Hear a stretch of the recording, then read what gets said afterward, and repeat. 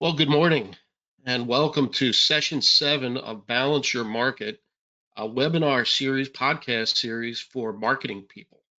We always bring this around and we always talk about it a little bit, but we really don't have great resources in the technology channel for the marketing teams.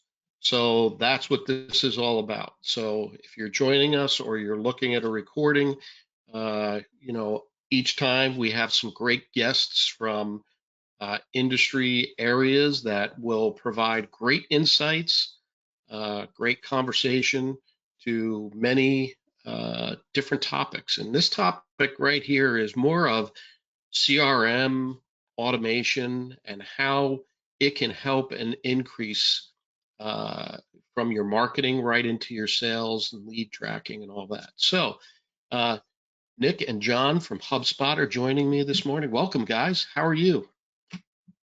I'm great, thanks.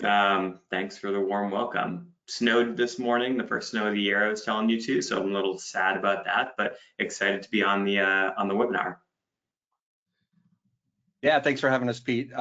It's no snow in my forecast, being down here in Florida, so all set there. That's good. Well, when you're up in that northern parts of the land, Nick, you can't help but expect to know that you're going to get that snow. It's just a matter of how much are you going to get over what period of time as to, I hope you have a big freezer and a big refrigerator. That's all. We're ready for it. So good. So, why don't you guys tell us a little bit about what your roles are and how you got into the business of, certainly you're with HubSpot, but how you got into your roles and what excites you about the world of CRM and marketing automation and as you guys would call them, the hubs of automation, right? And all of that. So either one of you, just go ahead and jump in. I'll jump in if that's okay, Nick. So I'm a channel account manager at HubSpot. My role is to assist our partners to help their partners. So I work closely with a group of HubSpot partners all over North America. Even though I'm based in Florida, I've got partners in Canada and California. I help our partners stay up to date with new HubSpot's features. I help them with their demos. But I think the main thing is I help align my partners' goals with the resources and tools that HubSpot has to help our partners reach their goals. And I've been in the tech industry for a little over 20 years now. I really enjoy the channel side of things because it allows me to develop relationships with partners. So it really becomes like more of a friendship than a quick sale here and there.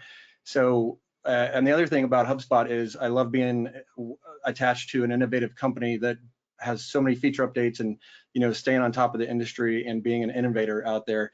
It really keeps, there's always something to learn, always something to teach, and always someone to help. So that's my part of it. And Nick is my manager. Yes, so I'm Nick Saltzman. I kind of stumbled my way into tech after college. My first tech job was off a Craigslist ad. I didn't know tech was a space or an industry, and I got into QA and development. Eventually, I was working at a small agency that did abandonment software and found out that I liked talking to customers more on the phone than working in the back end. So I went to account management. I ended up heading into sales and kind of starting a very small partner organization within that agency. HubSpot was a really big growing company in Boston where I was located. And I had a friend that worked there. I was really intrigued. I went through one hell of an interview process and made my way in the door at HubSpot. So when I started, I was in partner sales, and that was back in 2017 when we were doing $270 million in annual revenue. Since then, I worked in partner sales, managed partners, and now I manage a team of channel account managers who help partners grow around HubSpot. And now in 2023, we are approaching, maybe cresting like 2 billion in annual revenue, which has been an incredible journey. And what excites me about HubSpot in that is it sounds like incredible growth, but as like Halligan would always say, our co-founder, we're still in early innings. We're really focused on winning in the 2 to 2,000 employee market, and that's going to be about a $75 billion total addressable market in a few years. Right now we have 4% of that, and we're growing really quickly. So there's just a lot of opportunity ahead for HubSpot, and that's kind of what excites me. That's kind of cool. And I know, John, you used to work at ConnectWise way back when too. So a lot of our end users that are on here, use ConnectWise or Autotask or one of those big PSAs. And so, when you look at a true automation tool versus a PSA and, being a ConnectWise, what's a different thing that you see, what comes out of a full-fledged CRM versus something that's just kind of there to take care of service versus the whole client relationship. Maybe you guys could take a journey on a client relationship inside of an automation tool and a CRM. Yeah, I think it would be helpful maybe to paint a clear picture for those that aren't familiar with PSA or like what ConnectWise might do. So just so I'm clear, PSA systems are more automation for like the billing kind of back-end services like of the customer journey. Would that be fair, Pete? Could you maybe elaborate on that first? Yeah. So PSAs are really designed to do the ticketing and service and fulfillment, just like you said. They're made to manage the engagement side of once they're a client. But they're not very good at the side of marketing and dashboarding the marketing efforts for engagement or scoring or things of that nature. They're not very good even from a selling perspective because there's not a lot of automation built in where you can continue to track. So for all the good that they do on one side of the house, the lead gen marketing side, is lacking. A lot of people move to a full-fledged CRM, right, to do that with marketing automation and all that. So, where I think the group would really benefit is, take us through like what an automation would look like from maybe acquisition of a suspect on a list or an engagement through a form fill and what a CRM is really designed to do to help as a rep and a marketing agent. Yeah, thanks for that. I think it's important to kind of take a step back and define CRM as what a lot of people think a CRM is and kind of what it started as. Like a CRM used to be just a place where you would store your prospects and customers and manage them through a sales cycle. So people like me, like managers and C-suites could actually see, hey, are my reps doing work? Are we moving deals forward? Are we creating deals? It was very much just a way to manage sales reps and have insight into productivity and revenue forecasting. So CRM has changed a lot. It's no longer a tool that gives the leadership team visibility. It's a tool that helps sales, marketing, and service teams do a better day-to-day to service the customer in a better way. And I guess if I'm going to speak to a PSA tool, I think what we see a lot of times is prospects trying to take a tool like a ConnectWise, a PSA tool, maybe even something like a MailChimp, and extend its capabilities through the customer lifecycle. So they think, how can I use MailChimp to also like manage my sales process? How can I use my PSA tool to maybe market to my customers?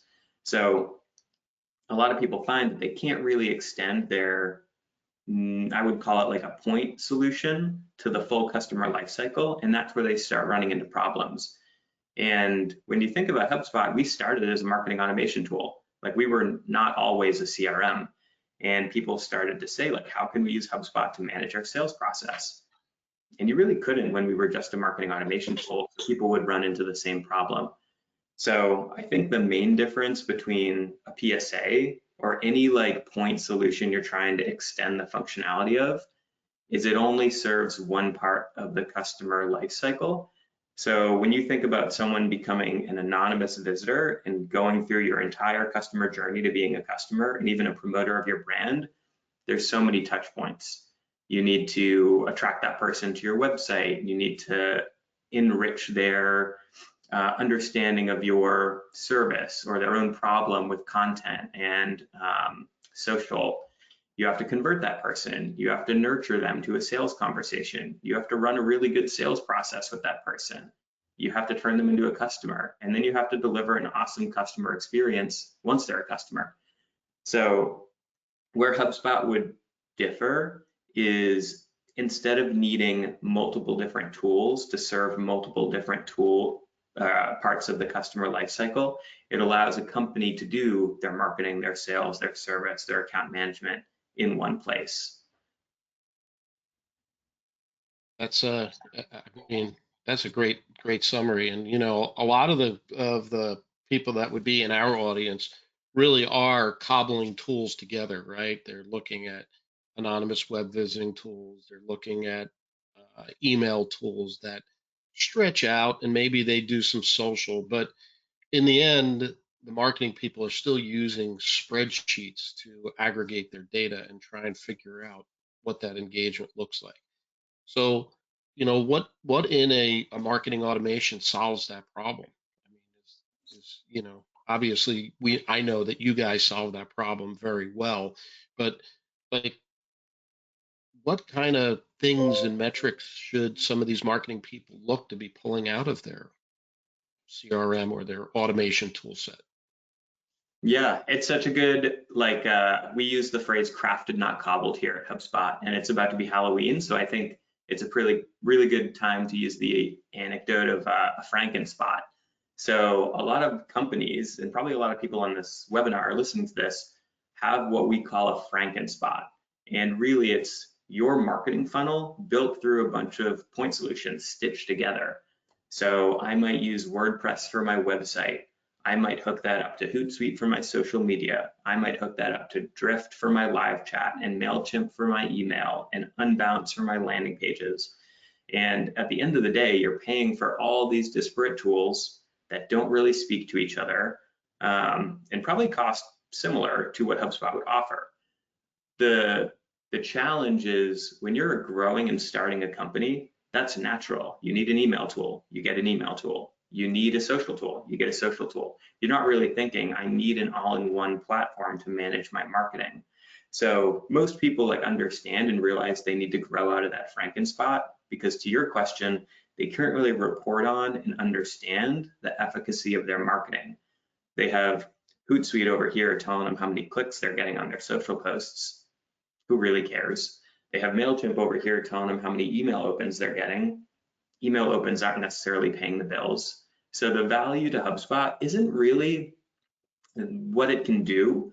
Sure, you can send emails, you can make social posts, you can create forms, you can do all the things that you can do, all those tactics, but because they live together, tied to your contacts and your deals, you go from saying, oh, this social post drove 10 clicks to this social post influenced 5 deals, 2 of them closed. It was associated with this much revenue.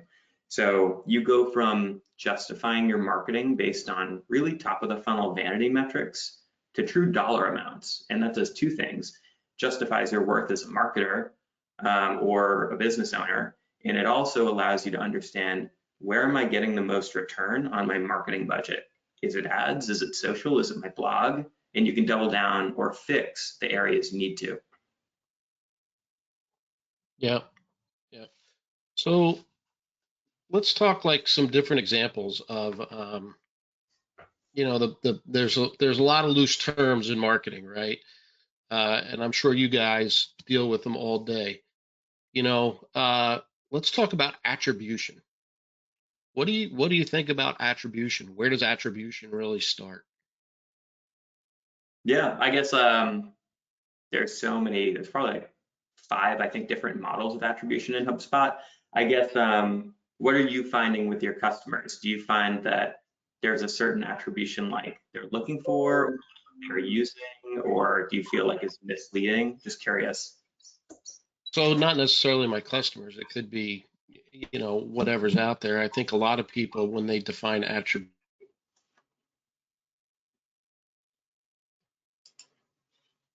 Oh, I think your sound might have cut out, Pete.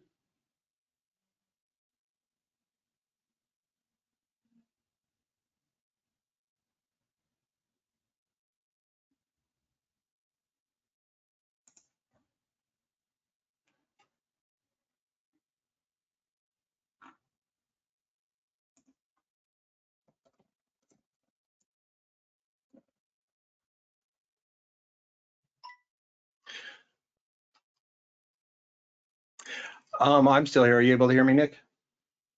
I can hear you, yeah. I know you were mentioning the 5 different like levels or types of attribution at HubSpot. Yeah, I guess maybe while Pete is connecting back to the mic, I think attribution can mean so many different things. I think most companies aren't doing the simplest form of attribution, which is just tying their marketing to revenue. They have no way of connecting their marketing activities to their deals in their pipeline. They might not even be tracking their deals in their pipeline and their closed won opportunities somewhere. They might be using Excel for that or a stone and tablet. So I think the first thing is, are you actually attributing your marketing to revenue? That's the number one thing to fix first. I think the second is you can start to get a little bit more granular with how you score and weight different marketing assets or campaigns. So you might say, I really want to attribute most of this weighting to the first thing that they see on my website. Like, what drove them here? Was it a social media post? Was it a LinkedIn ad? Was it organic search? Like, I want to attribute that. Or maybe it was the last thing. Maybe they've been a prospect for a number of months, and finally they saw this blog post that really caught their attention and drove them to take a meeting and eventually become a customer. So with tools like HubSpot, more on our pro and enterprise level, similar to something like a MarkIT or a marketing cloud, you can assign more advanced ways to measure the value of your marketing. But I think it's really, you need to get marketing to sales first. Okay, I'm thinking you should be able to hear me now. Yeah, we're good. Okay, good. I don't know what happened there. My great mic shut down, so I'm back to the boom. So thanks for jumping in there, John, and keeping things moving along. Appreciate that with you guys. So going back to what I think a lot of is a lot of, and I call them non-mature business owners that are doing owner-led everything. They sell, they service, they try and market, and they're struggling to get through where they do. And they go to, just like you're saying, they start at a MailChimp or a Constant Contact, and it gives them a level, and they go to the free versions of a Hootsuite to do it. But they're really not measuring anything. They just know they need to do something. So I think attribution is important. And I think the first model of attribution by a lot of folks is they steam a pot of spaghetti and they start throwing up to see what sticks on the roof, and then if they're trying to learn from that. So I think the definition of most marketeers of getting their definition of attribution down and where you're going to start so you can tie it back to those other aspects is really important. I think the other one that a lot of people like to define in their own way instead of some standard way is an MQL. What do you guys think of MQLs and where they get defined or how they get defined? John, you want to take this one? We actually have an automation that will show us an MQL that shows up in our team dashboard. So it depends on what we set up. It depends on the customer's activity. There's different things that you can look for that you see. You can go back and look at your prior customers and see what their activity was that led them to become a customer.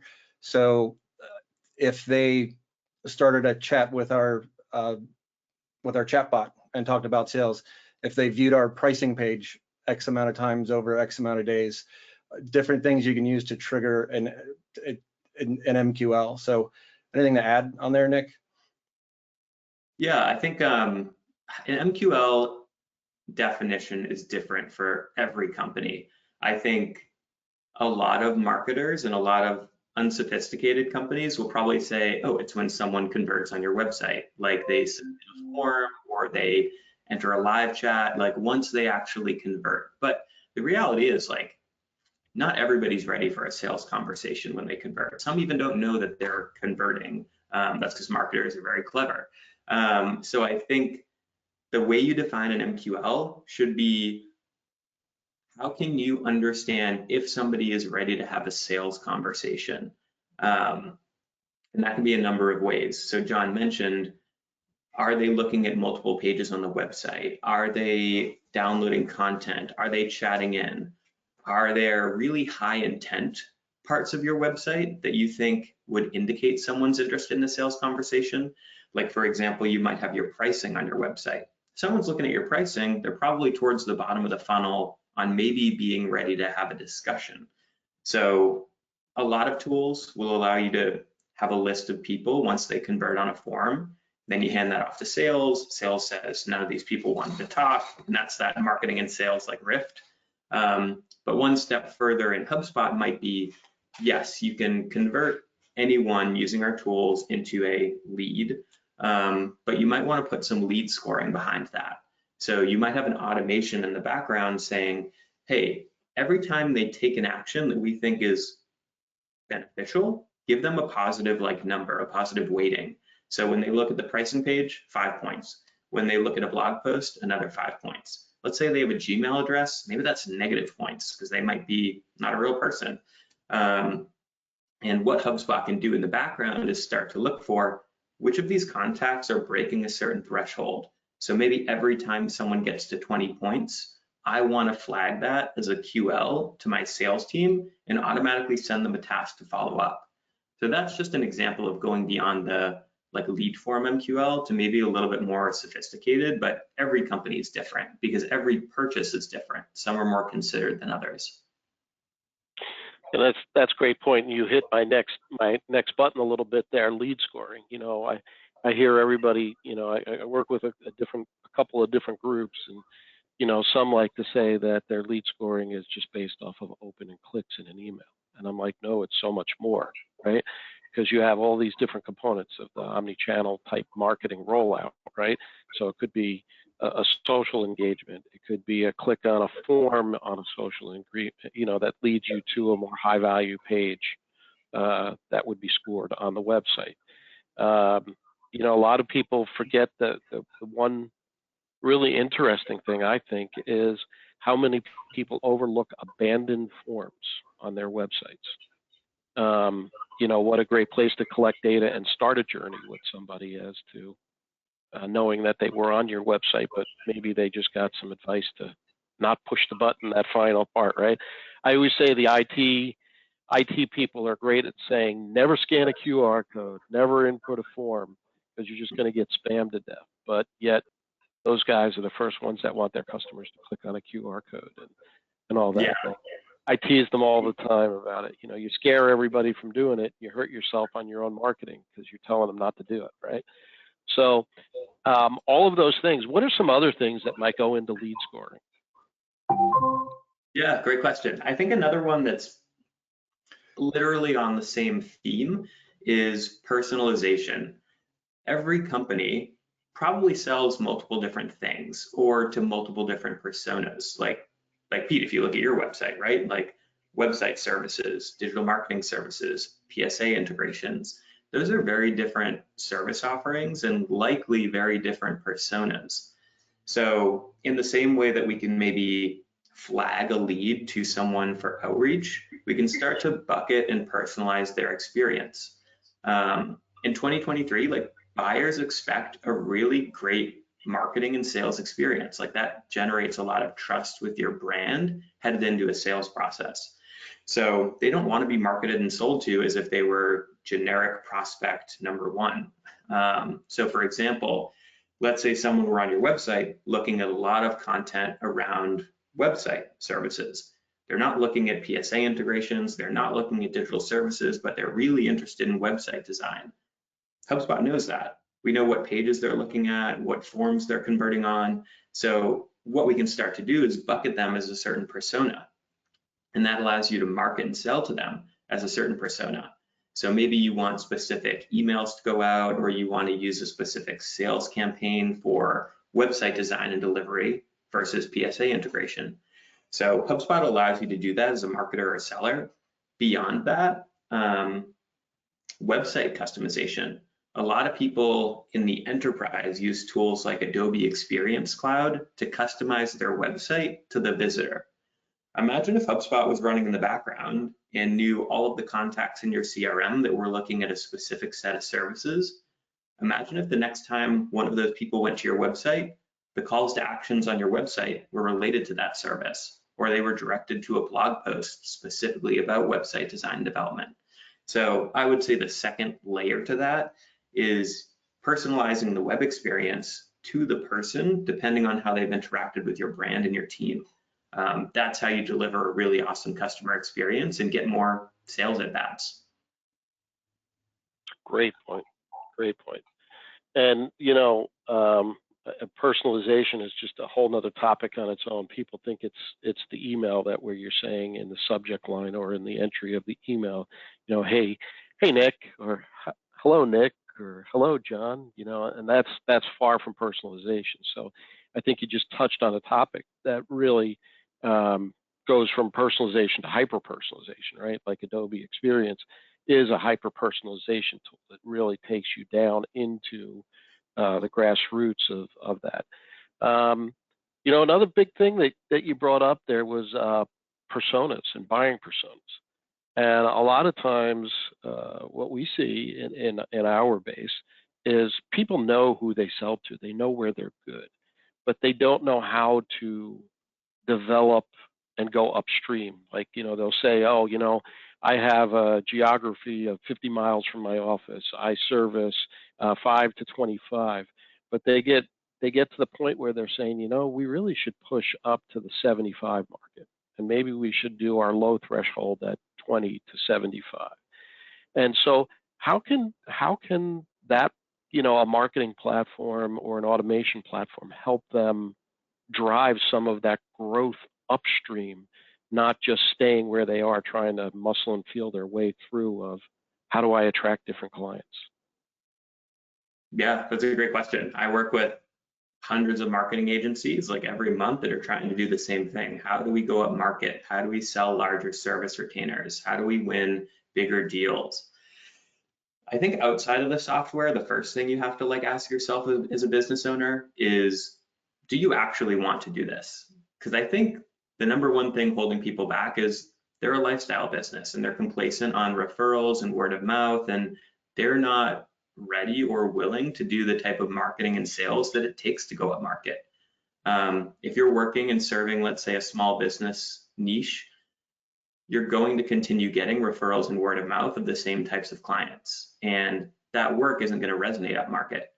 So where a tool like HubSpot might help is once you're saying, we win here. We win at the under 25 employees in our area. We want to go up market. That's the challenge for us. You have to kind of earn your seat at the table. You have to create content, testimonials, case studies, sales enablement resources that you can bring into those conversations, market on your website, push through social ads, so that you can attract those types of people and have them ready for when you do enter those conversations. So I think you have to first create a body of work that shows you can do the work that those larger companies are looking for. And then I would publish that through HubSpot. So that would be a campaign that I would use for email outreach, blogs, social media, paid ads. I would coordinate all of that in HubSpot. And I would also not be shy about using the CRM and sales aspect of HubSpot. So a lot of times that larger audience isn't going to come find you. You have to sell to them. So using things like the LinkedIn Sales Navigator integration with your CRM, or some of those email sequences like outreach capabilities, you have to kind of spear fish in a smaller pond. You can't just wait for those larger companies to come to you. So that, I would argue, kind of lends itself more to the sales side of HubSpot. Mm-hmm. Mm-hmm. And integrations are important too, right? In a automation tool, a lot of them I see are like little islands of what they do. But there's others now, and I think the ecosystem is getting better where there's more integrations for everybody. But just even like today, we're doing this podcast. I have the ability to link my webinar platform into my personal or our company's HubSpot to help me now look at who signed up, who didn't sign up, who came, who didn't come, and look at how I can then go and make sure that, one, they get the recording. How do I follow up? How do I not follow up? You know, where are they? Where are they in that lead scoring and all that? So all of these tools, whether it's Zoom or GoToWebinar or Teams, or all have these integration points now. And you know, searching for that platform that you want to go to should be a really important thing for you to look at these exterior things that plug in. And you know, we all know that there's a CMS product, you know, content management system, website product inside of HubSpot, but most of the world still loves WordPress, right? And there's a lot out there, but the automation should also have that kind of plugin. And we have our plugin in WordPress and push data to and from all the time. And it's very useful because it goes into that automation, right? Somebody fills out a form, they get something in return right away, not just a thanks, we'll get back to you, but they get something that might show where their interest was, or a PDF that shows where their interest was based on where they were, what form they filled out, etc. And it puts them into some automation, like you were saying, a sequence of things that we can do then to have discussions or start to build that trust and that relationship with them. Because I don't care what anybody says, selling is still a trust relationship, and you have to trust and like the people that you're going to buy from, right? So, you know, on retail items, not so much, you're building a brand name or whatever, but on a services side, it's a relationship sale. So you have to, like you said, Nick, earn that seat at the table, right? You have to earn the seat at the table, build the trust, build the relationship, and the automation, you know, takes you down that path quite a bit. So. Yeah, and just one thing to add to that, you touched on integrations. One of the big reasons HubSpot went from 200 million when I joined to 2 billion in annual revenue wasn't because of me. It was probably because our product is built differently. So where a lot of companies, I think Halligan like to say, like they zig, we zag. A lot of companies like a Salesforce or a larger company, they build their product through mergers and acquisition. They want email automation. They buy Pardot. They want better reporting. They buy MuleSoft. And what happens, similar to Marketo and Adobe, is you have this CRM or this product that's really a bunch of different companies duct taped and bubblegummed like behind the scenes through API work. Where HubSpot's a bit different is we're entirely built from the ground up in Boston. We started with our marketing tool, we built our CRM, we built our CMS. It's all on the same unified code base. And why that's important is when you think about, you know, like I want my core tech stack, my CRM, marketing, sales, and service tool integrated with my other softwares. It's much easier to do with a tool that sits on one code base.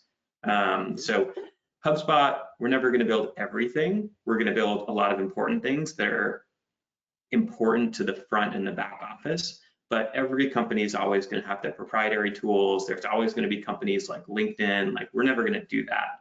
So having HubSpot be simple to integrate with is really important, and why companies don't scale out of HubSpot. And the last thing you mentioned is the buying process.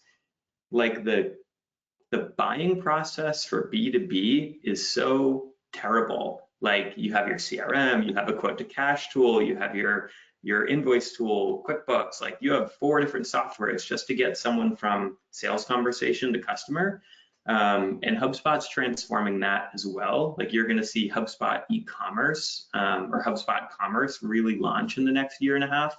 Right now we have like HubSpot quotes, HubSpot payments, you can pay through credit card and check, but I think you're going to see a lot of product development around that with the goal of making B2B selling less frankenspotted. That's the word. I'm going to use that now. We're going to, when we cut this webinar and we do some outtakes, you know, we're going to have Nick describing the frankenspotted.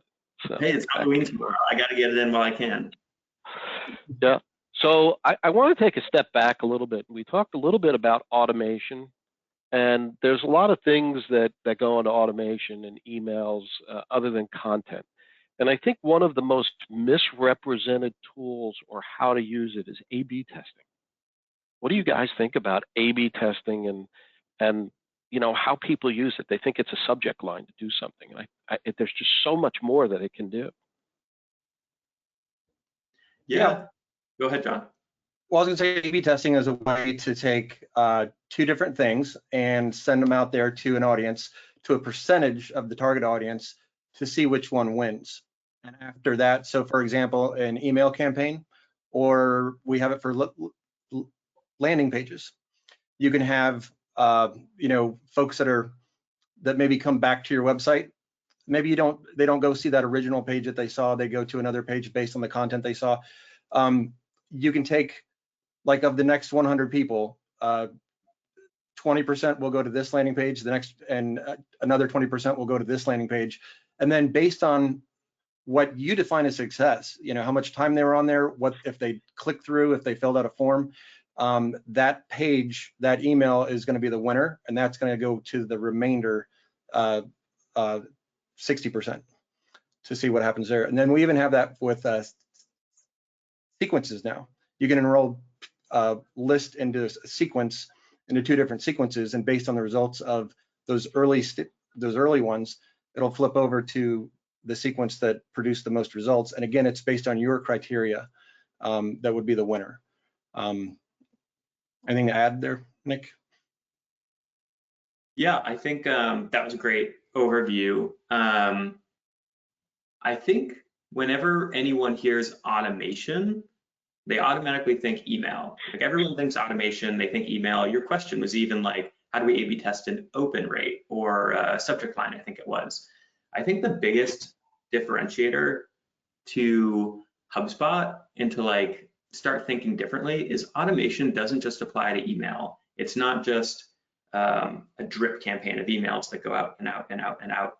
So an example might be, I want to automate some internal process. Like, when sales closes a deal, I want HubSpot to automatically update that company owner to the account manager and send a welcome email.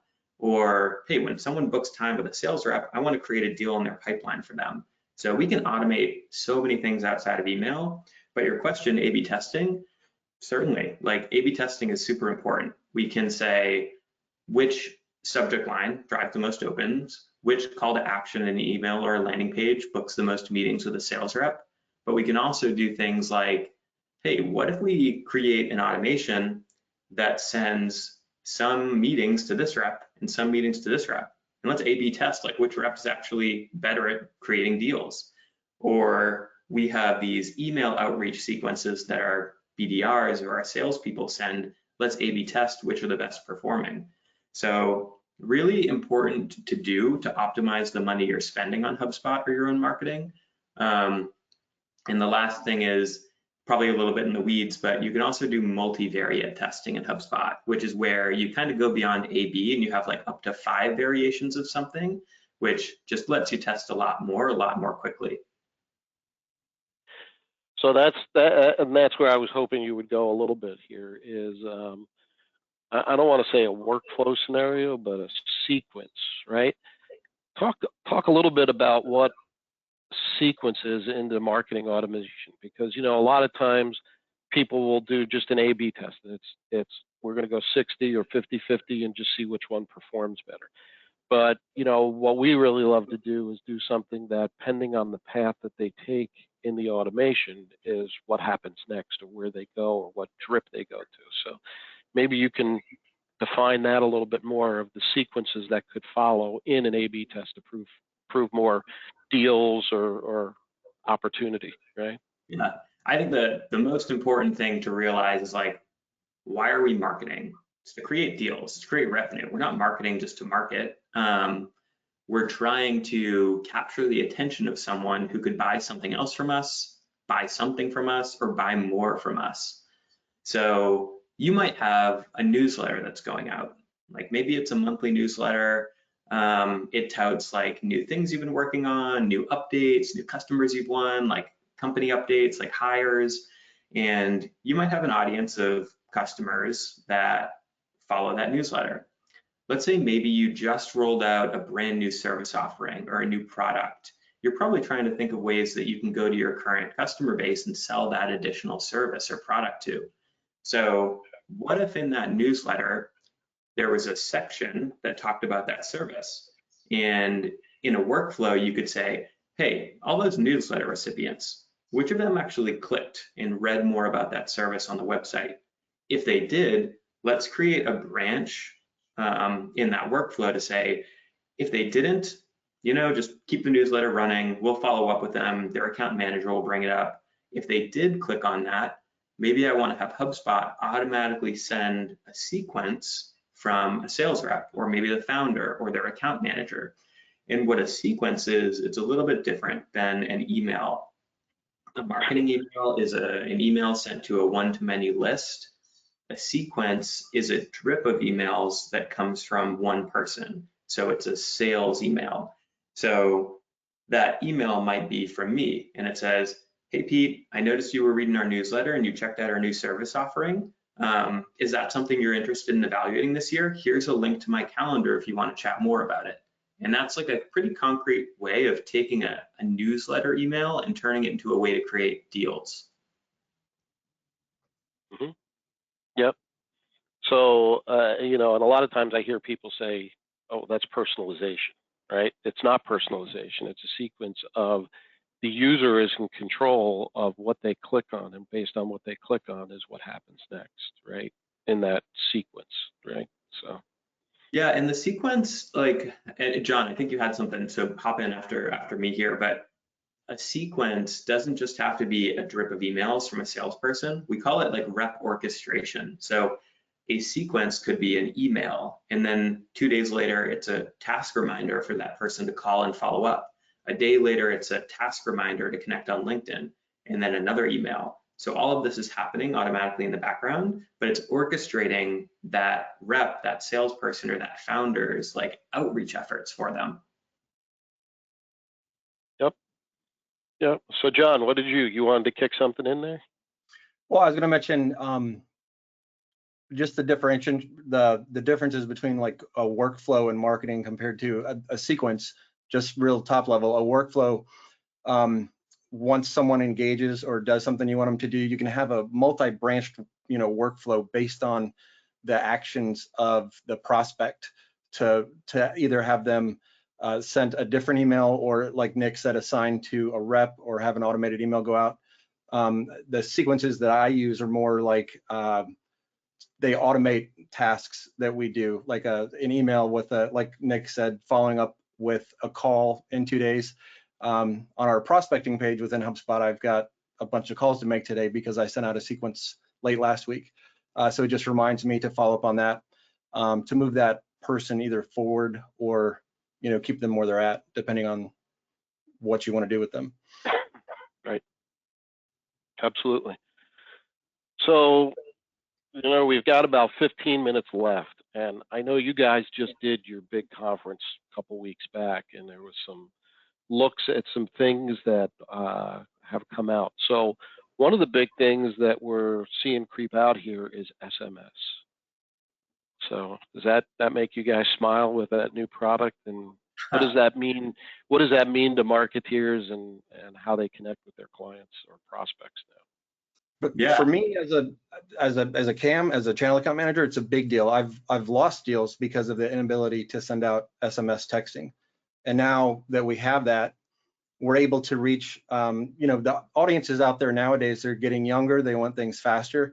You're able to personalize the SMS messaging. You're able to add those to your sequences.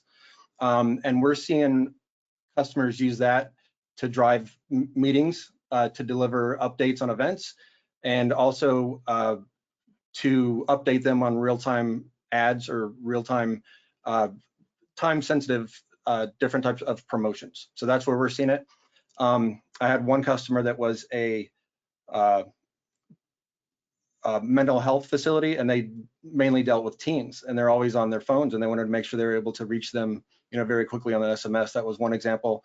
And another one was a swimming lesson place that, again, marketed to the parents and the kids to keep them updated of different events and things. And so that was a huge win for us. I'm super excited about it. And again, you can personalize the SMS just like you can personalize your emails. Yeah, I agree. It makes me smile. It makes me wish I was a rep again, because like John, I've lost a lot of deals because we didn't have SMS in HubSpot way back when. And I'll use it as a chance to plug Frankenspot again. It used to mean like we had kind of a Frankenspotted system. You used to say, hey, you know, I love HubSpot. I get the value of it, but we do texting as part of our marketing. So we have to integrate a Twilio or another third-party texting. And people did it and it worked, but it wasn't HubSpot-y. And it took a long time for us to build into our product, but now it's a native ability to use SMS for marketing, which is huge. So what I also am excited about is HubSpot. Usually we think about product launch. If you look at like a linear scale, we'll launch a product that's like rollerblades, and then it becomes a scooter, and then it becomes an ATV, and then it becomes a car, and then a rocket ship. And I feel like we're kind of at the scooter phase, even with SMS. So now that we have SMS in the system, I'm imagining a future world where no promises here, but that extends into so many more areas of the platform, like SMS for salespeople, being able to talk to their prospects in HubSpot. So I'm excited for what the future holds now that SMS is just in the product. Good, good. So great product. You know, I'm one of those marketeers that's kind of cobbled it together too, and use it through a different tool set that I have available.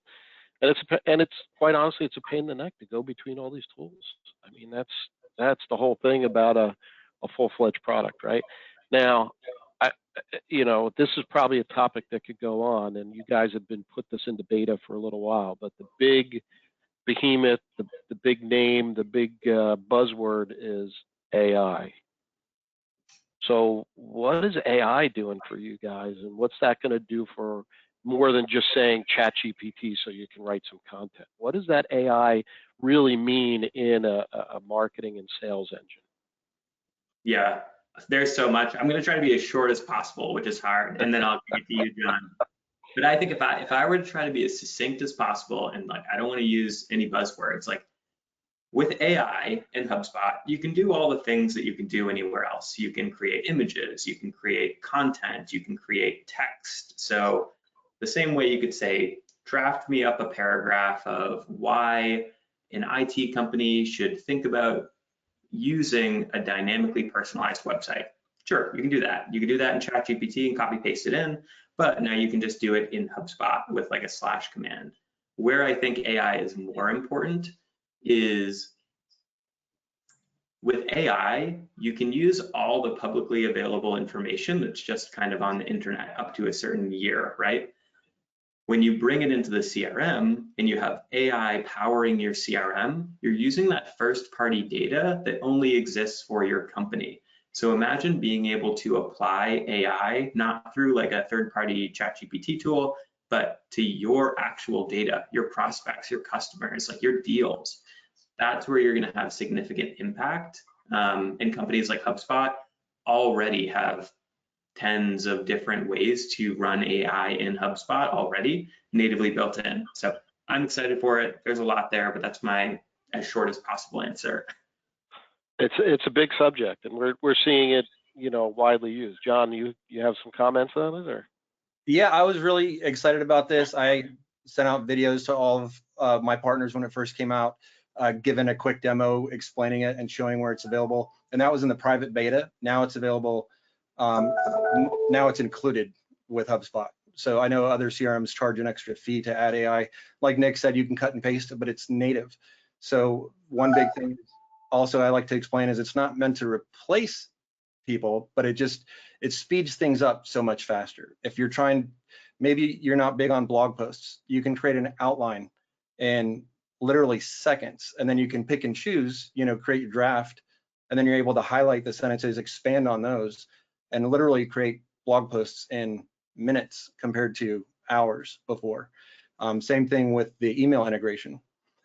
We've got a feature called Write an Email For Me that integrates with Outlook and Gmail. Literally asks, what are you selling? You can be as specific as you want or as vague. Who are you selling to? Either the name or the position. And then what are you trying to convey? And I can write 2 sentences.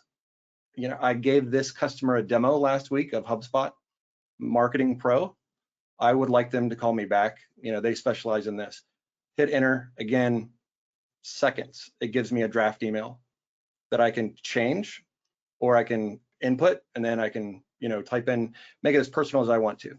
But it just saves so much time. We're seeing people, I want to say 81% of the people that are using AI, or there's some huge stat out there that just shows how much faster it's freeing up time for people, and it's making processes go a lot faster. And we've got this again available for our blog posts, email, landing pages, and now all across our social media places as well, and probably more than that. But that's what I go by. And just a tally on that, such a small thing you said, John, that was awesome, but there's fear in AI. People are worried that AI is going to steal what they do. And I think the reality is, like, AI isn't going to take like the marketer and the salespeople's job, but salespeople and marketers that can use AI to their advantage through tools like HubSpot or even outside of HubSpot, they're going to take the jobs of marketers and salespeople that can't leverage AI or don't put in the time and effort to learn and understand it. So HubSpot, again, like, we want to make a tool and a platform that adds value to people's day and makes them want to use it instead of something that collects dust. This is another way to help make it a usable, value-added tool for the day-to-day end user. Yep. What other cool tools did you guys announce that the audience might be interested in?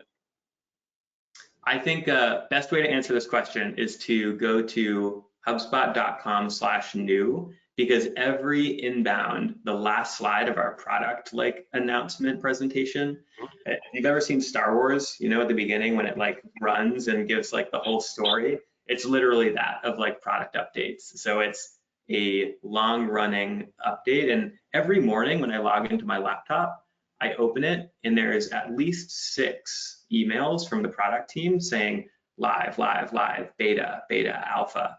So the amount of product innovation that we put into HubSpot, because we didn't buy a bunch of companies and stitch them together, we build our own tool on HubSpot, we wouldn't even have time with a full hour. So go to HubSpot.com/new. There's a lot on there. Great. Well, I think we're just at the back end of this, and what I always like to do is I always like to ask everybody what their last word is on marketing, sales, automation, or whatever. So Nick, I'm going to let you go second, but John, what's your last word? This is like my CNN, Fox, whatever news network you do. Like, what's the last word? I think sticking with the Halloween theme and the whole Franken tech stack, that's what HubSpot does. It alleviates the need to stitch all these different things together and hope it works and hope different updates work. And it's a super easy platform to use. The last 2 companies I worked at, we used a different, very large CRM, but we also had Marketing Hub for HubSpot that was integrated in. And just getting everything to talk to each other, I think is the big thing here with HubSpot, the innovation and the ease of use. Okay. Nick, last word, Nick. I'll give you one more. It's the Franken spot. I think companies are in a crisis of disconnection with their prospects and customers because they have a variety of different tools and softwares that they've accumulated throughout the years that doesn't allow them to market and sell effectively. And that's keeping them from staying up against their competition, growing up market, and probably contributing to close lost deals and even client churn. So I think the number one thing, there's a lot you can do with HubSpot, a lot of advanced tactics, but one of the biggest things you can do is just eliminate the duplicative spend and overlapping tech and introduce a single tool that your team likes using that adds a bunch of value to your company's bottom line. So I think it's got to be the Franken spot for me. Okay. All right. Well, I appreciate you guys coming on, and obviously, I know John and Nick would say if you have an interest in HubSpot, you can certainly go to HubSpot.com, or you can join and reach out to me, schedule some time as a partner, and we're happy to chat with you and help you along that journey also, as you might look to convert or be a first-time starter, right? There's all kinds of packages that go all along. So it is Halloween. If you're going to be down in at ConnectWise. Make sure you register at mspinitiative.com for our sponsored party with Ezra, Ray, and Hart, the 90s super bands. So Sugar Ray, Tonic, and Better Than Ezra will be playing from about 10 o'clock till about midnight at it. So, you know, all those IT companies out there that are listening in, make sure you join us. We'll be back next month. And next month, we will probably be announcing that we've got two gals joining us to talk about what it's like to be a marketing coordinator at an MSP or event. So we'll look forward to having them. Gentlemen, I can't thank you enough for joining us today. I think a lot of great information, a lot of aha moments, and a lot of good defining or definitions that are sorely misidentified and communicated in the market today. So thanks again for joining me. Thanks for having us on. Thanks, Pete. All right. Well, take care, everybody. That's it for this edition, and we'll see you next month. Bye now. Bye.